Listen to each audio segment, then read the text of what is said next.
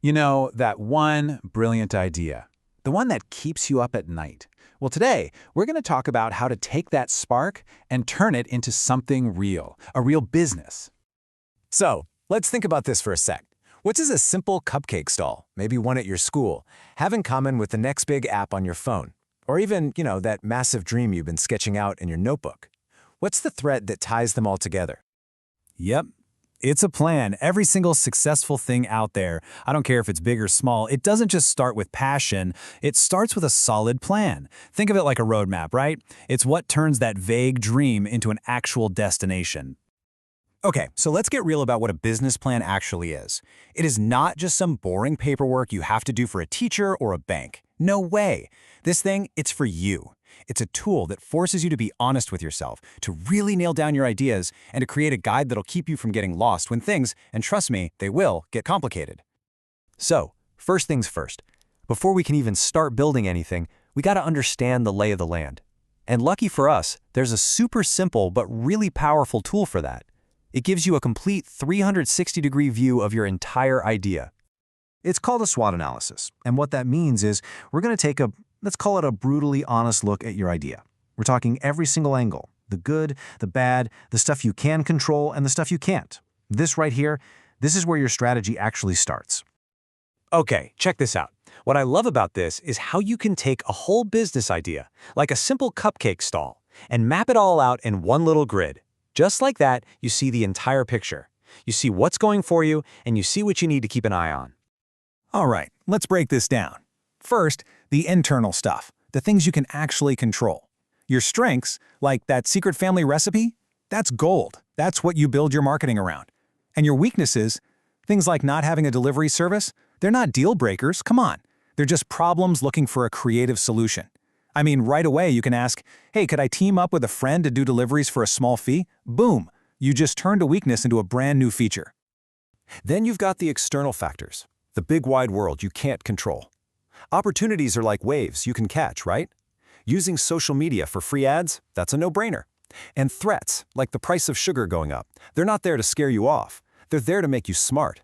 If you know sugar prices are a threat, maybe you start looking for a backup supplier now, before it's even a problem. See? That's thinking strategically. Okay, deep breath. Let's talk about the part that makes everyone a little nervous, the money. But I promise you, it's not as scary as it looks. It's basically just simple math, and getting this part right, it's absolutely crucial for building a business that's actually going to last. So, first up, you've got to know your costs. You've got two kinds. Fixed costs. That's the stuff you have to pay no matter what, like rent for your stall. Then you have variable costs. Those change depending on how much you sell, like, the flour and sugar for each cupcake. Getting the difference between these two is, well, it's everything. And that leads us to the most important number of all, your break-even point. This is the magic number. Seriously, it's the exact moment, the exact number of sales you need to cover all your costs. You're not losing money, you're not making money yet, you're sustainable. And every single thing you sell after that point, that's pure, sweet profit. And here's the best part. Finding that magic number is super easy. There's a simple formula for it. All you do is take your total fixed costs and divide them by the profit you make on each individual thing you sell. Let's do it for our cupcake stall right now. Okay, so first, our total fixed costs. Let's say it's the stall rent and maybe some mobile data for our marketing. That comes to what, our $250 a month? Next, we look at just one cupcake. We sell it for R8, right? And the ingredients cost us R3.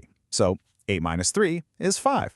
That means every single cupcake we sell gives us R5 to chip away at those fixed costs. And there it is. That's our magic number. We take that R250 in fixed costs divided by our R5 profit per cupcake, and we get 50. 50! That's it. We only need to sell 50 cupcakes over the entire month to break even. Doesn't that feel totally doable? Because that 51st cupcake? Oh yeah, that's when the real fun starts. And this chart really drives the point home. Look at that. For every R8 cupcake we sell, a huge chunk, over 60%, is just pure profit potential. That's a really, really healthy profit margin, which tells us our pricing is spot on. Okay, so look at what we've done. We did our reality check with the SWOT analysis. We crunched the numbers to find our magic number. Now, it's time to pull all these pieces together into one master plan. So a real deal business plan usually has about 7 parts. And look, you've already done some of the heaviest lifting with the SWOT and the financials. The other sections are where you'll define your mission, get to know your customers, and plan out your marketing. Oh, and here's a little pro tip for you. Save the executive summary for last. It's the very first page people will read, so you want it to tell the whole amazing story after you've figured it all out. All right, so we've covered the what to do and the how to do it. But you know, the most important part is the why.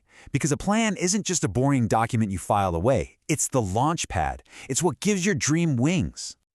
And listen, it doesn't matter if you're in grade 9 or if you're 90. It doesn't matter if your idea is a cupcake stand or a rocket ship. A smart plan is what gives that vision some muscle. It gives it credibility. It gives it the power to actually happen. I'm serious. You've got the idea. You've got the hustle. Nobody else has that exact combination. All this planning stuff, it's just the tool you use to focus all that amazing energy. Think about it. Every huge brand you know, every company you admire, they all started right where you are. Just an idea and a first step. This is your first step. So you've got the tools. You have the framework. Your legacy starts with this plan. The only question left is, what's yours going to be?